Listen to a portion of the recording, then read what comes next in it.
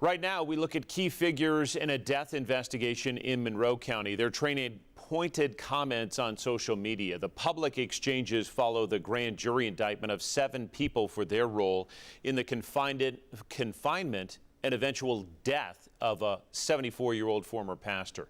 10 News reporter Lauren Lovett joins us to explain the back and forth between the lead prosecutor and the sheriff in Monroe County. Lauren?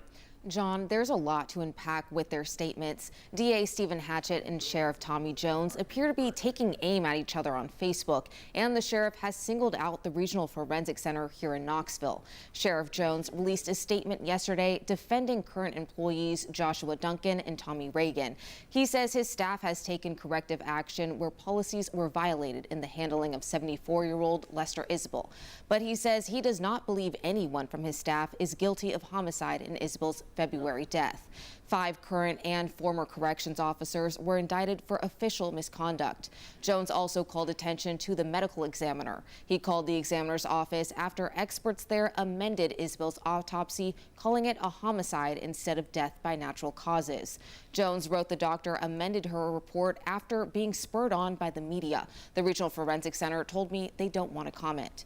DA Stephen Hatchett released a statement this morning. He shared, and WBIR has previously reported, that the Monroe County Jail was aware of Isbell's extensive health issues from a prior arrest in 2024.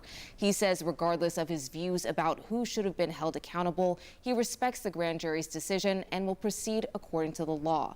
Hatchett also called Jones out for turning off comments on his social media post. Jones has limited comments on most of his Facebook posts since June 24th.